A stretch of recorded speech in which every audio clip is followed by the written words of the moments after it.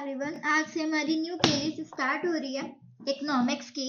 So let's start the video. हमारा topic है what is economics. सबसे पहले हम लोग देखते हैं इकोनॉमिक्स होता क्या है। इकोनॉमिक एक ऐसा सिस्टम होता है जहाँ पे हम लोग अपनी गुड्स और सर्विसेज को प्रोड्यूस कर सकते हैं, कंज्यूम कर सकते हैं, डिस्ट्रीब्यूट कर सकते हैं एक रीजन और एक कंट्री के अंदर। क्लियर है? रीजन और कंट्री के अंदर प्रोड्यूस कर सकते हैं, कंज्यूम कर सकते हैं, डिस्ट्रीब्यूट कर सकते हैं। मैं आपको एग्जांपल बताती हूँ। एक विनय है, उसने राइस का ग्रो किया, तो यहाँ पे विनय क्या कर रहा है? प्रोडक्शन कर रहा है। विनय ने उसी राइस को सेल किया 100 रुपीज में। यहाँ पे क्या हुआ? डिस्ट्रीब्यूशन हुआ। विनय ने डिस्ट्रीब्यूट किया, उसके बाद प्रिया ने जाके उस राइस को बनाया होगा, कुछ खाना बनाया होगा उस राइस से, तो वहां पे उसने क्या किया? कंज्यूम किया। क्लियर है? एक इकोनॉमिक के अंदर एक ऐसा सिस्टम है जहाँ पे प्रोडक्शन हो रहा है, डिस्ट्रीब्यूशन हो रहा है, कंजम्पशन हो रहा है एक रीजन और कंट्री के अंदर। इस चीज को ही हम लोग इकोनॉमिक्स बोलते हैं। मैं आपको दूसरा एग्जांपल बताती हूँ। दूसरा एग्जांपल है जैसे कि आपके घर पे आपकी मम्मा ने खाना बनाया, उन्होंने क्या किया? प्रोड्यूस किया। उसी खाने को मम्मा ने डिस्ट्रीब्यूट किया, आप सब में बांट दिया, थोड़ा थोड़ा थोड़ा आप सबको बांट दिया। आपकी मम्मा ने क्या किया? डिस्ट्रीब्यूशन की। देन उसके बाद उस खाने को आप सबने खाया, वहां पे क्या हुआ? कंजम्पशन हुआ। क्लियर है? जहां पे भी प्रोडक्शन हो रहा है, कंजम्पशन हो रहा है, डिस्ट्रीब्यूशन हो रहा है गुड्स और सर्विसेज का विद रीजन और अ कंट्री, उसी को ही हम लोग इकोनॉमी बोलते हैं। क्लियर है? नेक्स्ट हमारा टॉपिक है इकोनॉमिक्स क्या होता है। इकोनॉमिक्स एक ऐसी स्टडी है जिसमें लोग अपने बिजनेस और गवर्नमेंट के जो डिसीजंस होते हैं उस पे बात कर रहे होते हैं। It is the study of how people, businesses and government make decision about the allocation of resources. Next हम लोग देखते हैं हमारे इंडियन इकोनॉमी में जो डिस्क्राइब हुआ है एग्रीकल्चर पे। एग्रीकल्चर पे बहुत सारी बात होती है हमारे इंडियन इकोनॉमिक में। Indian economic is also characteristic of एर्गियन इकोनॉमी। एर्गियन का यहाँ पे मतलब क्या है? एग्रीकल्चर से। हमारे इंडिया में एग्रीकल्चर बहुत है। क्लियर है? कुछ पॉइंट मैं आपको बताती हूँ। India is currently the 5th largest economy in the world. जब आपका रिटन एग्जाम होगा इकोनॉमिक का, तो आप कुछ कुछ पॉइंट्स लिख के अपने क्वेश्चन के रिगार्डिंग कुछ इंपॉर्टेंट पॉइंट्स लिख के अपने आंसर को और अच्छा बना सकते हो। तो वहां पे आप लिख सकते हो कि India is currently the 5th largest economy in the world. Next है हमारा पॉइंट, इंडिया जो है 5 ट्रिलियन इकोनॉमी में आता है। क्लियर है? और 1 ट्रिलियन अभी 5 साल में ऐड हुआ है। इस पॉइंट को आप अगर ऐड कर देते हैं तो हमारा आंसर जो होगा और प्रीफर्ड हो जाएगा और करेक्ट हो जाएगा। क्लियर है? नेक्स्ट हम लोग देखते हैं, ये डेफिनेशन दी हुई है। Economic is the study of how people and society choose with और without use of money to employ service, to employ scrap productive resources that could have alternative use to produce various commodities over time and distribute them for the consumption now in the future among various people and groups in the society. बहुत सारी economics की definition है, but यहाँ पे एक scientist है, उन्होंने ये डेफिनेशन लिखी हुई है। इस डेफिनेशन का मतलब जो मैंने आपको ऊपर एक्सप्लेन किया है, गुड्स और सर्विसेज को प्रोड्यूस करना, कंज्यूम करना, डिस्ट्रीब्यूट करना एक रीजन और कंट्री के अंदर रह के, उसी को ही हम लोग इकोनॉमिक कहते हैं। नेक्स्ट हमारा स्कैर्सिटी, मतलब जो रिसोर्सेज हो रहे हैं, जो पर्सन की चॉइस है उसके अकॉर्डिंग वो चूज करेगा। अल्टरनेटिव यूज कर सकता है। नेक्स्ट हमारा प्रोडक्शन और डिस्ट्रीब्यूशन हो रहा होगा और कंजम्पशन हो रहा होगा। क्लियर है? नेक्स्ट हमारा टॉपिक है माइक्रो इकोनॉमिक्स और मैक्रो इकोनॉमिक्स। बस यहाँ पे आई और ए का डिफरेंस है, बट दोनों का अलग अलग चीज है। माइक्रो इकोनॉमिक्स में क्या होता है? ये इंडिविजुअल की बात करता है। माइक्रो इकोनॉमिक्स में इंडिविजुअल की बात करते हैं और मैक्रो इकोनॉमिक्स में लार्ज स्केल से बात हो रही होती है। क्लियर है? अभी हम लोग इसको आगे जाके अच्छे से देखते हैं डीप पे। मैक्रो इकोनॉमिक्स का मीन्स होता है बिग, यानी कि इंडिविजुअल स्टेटेड पे बात नहीं हो रही होती है। नेशनल इकोनॉमिक में मतलब नेशनल कंट्रीज पे, गवर्नमेंट पे, इंटरनेशनल आइडेंटिटीज पे, पूरे वर्ल्ड की बात हो रही होती है।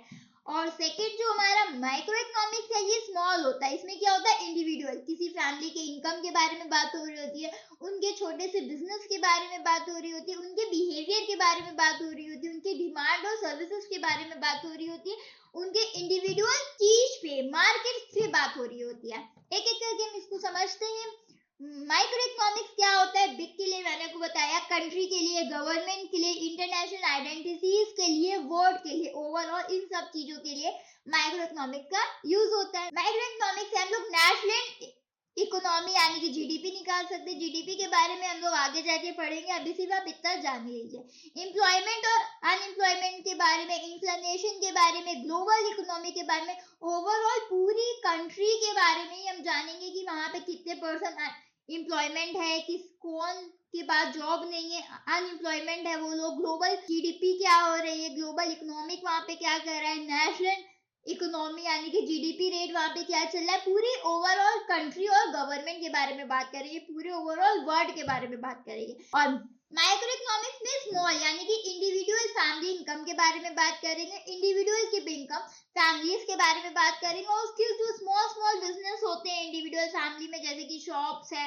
मार्केट है, उन्होंने कुछ ठेला लगाया, शॉप्स खोली, स्मॉल बिजनेस के बारे में बात करेंगे, यानी कि इंडिविजुअल किसी पर्सन के बारे में हम लोग बात कर रहे होंगे। क्लियर है? नेक्स्ट मैं आपको ये बता दिया कि जब माइक्रो इकोनॉमिक्स और मैक्रो इकोनॉमिक्स आया तो ये आया कब, इसका इंट्रोडक्शन हुआ कब, ये देख लेते हैं हम लोग। एडमिन स्मिथ माइक्रो इकोनॉमिक्स इन्होंने क्या किया था, इंट्रोडक्शन किया था 1776 में माइक्रो इकोनॉमिक्स का इंट्रोडक्शन हुआ था। ये एमसीक्यूज में पूछा गया, इसको याद रखिए। 1913 में क्या हुआ, कोलैप्स हो गया, दोनों मिलके कोलैप्स करके वर्क करने लगे। फिर मैक्रो इकोनॉमिक्स कब आया, जॉन मेनार्ड ने इंट्रोडक्शन किया था माइक्रो इकोनॉमिक्स की थ्योरी का। क्लियर है? नेक्स्ट हम इसको ब्रीफ में देख लेते हैं, क्लासिफिकेशन ऑफ इकोनॉमिक्स, माइक्रो और मैक्रो। क्लियर है? माइक्रो इकोनॉमिक्स में हम पूरे इंडिया की बात कर रहे होंगे और माइक्रो में हम पूरे नेशन की बात कर रहे होंगे। क्लियर है? पूरे कंट्री के बारे में, पूरे देश के बारे में बात कर रहे होंगे। ये फर्दर डिवाइडेड है प्रोडक्ट प्राइसिंग में, फैक्टर प्राइसिंग में। ये चार्ट आप रीड कर लीजिएगा, आगे हम लोग एक्सप्लेन कर रहे हैं। द सेंट्रल इकोनॉमिक प्रॉब्लम्स के बारे में हम लोग देख लेते हैं, कौन कौन से क्वेश्चंस वहां पे पूछे जाते हैं। Every society must answer 3 fundamental question about production. First question will be asked what to produce, क्या हमें प्रोड्यूस करना है, तो चॉइस क्या रहते हैं, स्मार्टफोन। क्लियर है? वीएस क्या हम बता सकते हैं, स्मार्टफोन में जैसे कि हम लोग टेक्नोलॉजी का एनहांसमेंट करें। पहले तो नोकिया के फोन आते थे, फिर एडवांस हुए और भी टेक्नोलॉजीज के कंपनी के फोन आने लगे। देन हमारा agriculture machinery, improve agriculture efficiency.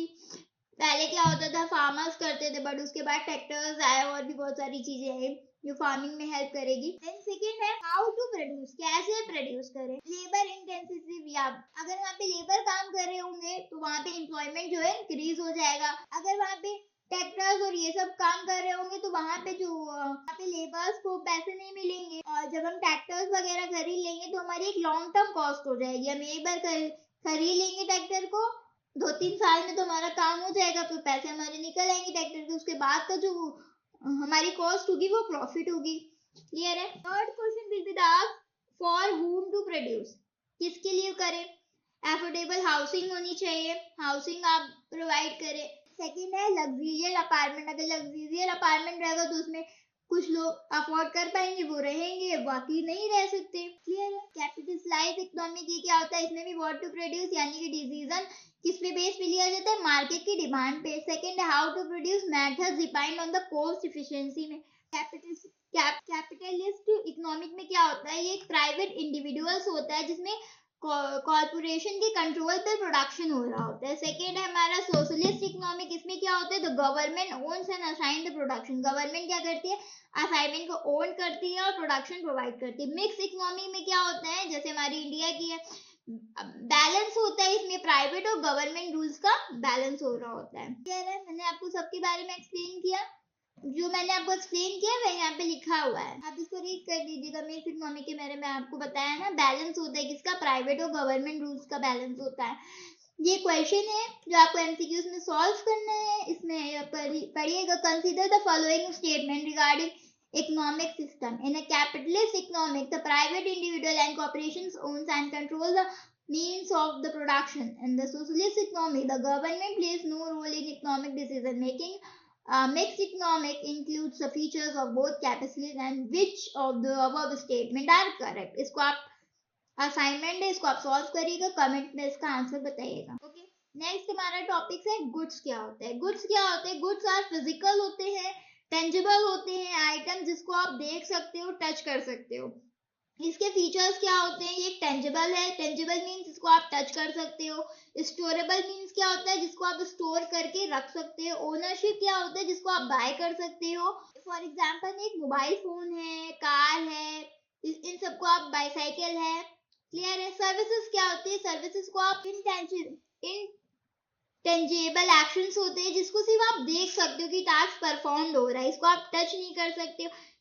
की फीचर्स मैं बताती हूँ, जैसे कि इनटेंजिबल है, इसका मतलब आप उसको टच नहीं कर सकते हो. नॉन स्टोरेबल है, यानी कि इसको आप स्टोर करके नहीं रख सकते हो, क्योंकि वो जो सर्विस है ना, फॉर एग्जाम्पल अगर आपने इन्वर्टर मंगाया, उसके बाद इन्वर्टर में कुछ दिक्कत हो गई, तो आपने वहाँ की सर्विसेज थी, उसको आपने फोन किया कि हाँ भैया ऐसा ऐसा हमारा खराब हो गया है, हमारा इन्वर्टर, आप आके देखिए. तो उसको आपने स्टोर करके तो नहीं रख सकते हैं. वो तो जब मूवमेंट पे खराब हुआ तब वो आया और उसको ठीक करके चला गया. नो ओनरशिप मीन्स आप एक्सपीरियंस के बेसिस पे उसको पे करोगे. फॉर एग्जाम्पल में टीचिंग हो गई, हेल्थ केयर हो गया, बैंकिंग हो गई. जैसे कि आप टीचिंग यानी कि आपको कोई पढ़ा रहा है, आप उनकी सर्विसेज प्रोवाइड कर रहे हो. हेल्थ केयर में हॉस्पिटल्स में जा रहे हो, आप बैंक में सारी फैसिलिटीज यूज कर रहे हो, वो होता है सर्विस. जैसे कि बैंक के टर्म में मैं आपको बताती हूँ, क्रेडिट कार्ड की फैसिलिटी है. आप गए वहां पे, डेबिट कार्ड है आपके पास, क्रेडिट कार्ड है, पेटीएम है. अगर आपके पास कैश नहीं है तो आप एटीएम में जाओगे, वहां पे अपना कार्ड डालोगे, कैश विड्रॉ करोगे और अपना काम आपका हो जाएगा. तो ये सब सर्विसेज है जिसको आप छू नहीं सकते, टच नहीं कर सकते, स्टोर करके नहीं रख सकते. क्लियर है? ये कुछ पॉइंट्स मैंने लिखे हुए हैं, इसको आप रीड कर लीजिएगा, सिर्फ आपको रीड करना है. क्लियर है? अगर आपको नोट्स चाहिए हो तो आप कमेंट कर दीजिएगा, मैं नोट्स प्रोवाइड कर दूंगी. कंज्यूमर गुड्स क्या होते हैं? जो गुड्स डायरेक्ट प्रोवाइड किए जाते हैं इंडिविजुअल से हाउस होल्ड में, उसको हम लोग कंज्यूमर गुड्स बोलते हैं. इसका पर्पस क्या होता है? ये फाइनल कंजम्पशन होता है. क्लियर है? इसके टाइप क्या होते हैं? ड्यूरेबल और नॉन ड्यूरेबल. ड्यूरेबल मतलब लॉन्ग लास्टिंग के आइटम्स होते हैं. नॉन ड्यूरेबल मतलब शॉर्ट टर्म के आइटम्स होते हैं. ड्यूरेबल में जैसे कि रेफ्रिजरेटर हो गया, बाइसाइकिल हो गया. नॉन ड्यूरेबल में जैसे कि टूथपेस्ट हो गया. क्लियर है? जैसे कि कंज्यूमर गुड में आपने फर्नीचर खरीदा, क्लॉथ खरीदा, बेवरेज खरीदा, फूड खरीदा. कैपिटल गुड्स क्या होता है? जो गुड्स बिजनेस पे यूज होते हैं. फॉर एग्जाम्पल में जैसे कि इसमें आपने फैक्ट्रीज और फिल्म्स यानी कि good use to by the business to produce the other goods और सर्विसेज. जैसे कि आपने ब्रेड खरीदी, उसके बाद आपने ब्रेड से केक बनाया और भी चीजें, रसगुल्ले बनाए, तो आपने गुड्स और सर्विसेज खरीदी, उसके बाद उसको दूसरे गुड्स और सर्विसेज बनाने के लिए यूज किया, वो यूज कैपिटल गुड्स बोलते हैं उसको. क्लियर है? नेक्स्ट हमारे कॉन्सेप्ट ऑफ यूटिलिटी. यूटिलिटी का कॉन्सेप्ट क्या होता है?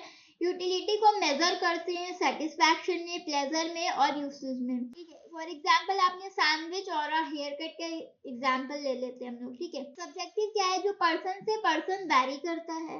नॉन डायरेक्टली मेजरेबल में क्या है? You can't put a number on happiness but economic use the concept to explain the choice. आप उसको सेटिस्फैक्शन दे सकते हैं. यूटिलिटी मीन्स कंज्यूमर का कॉन्सेप्ट क्या होता है?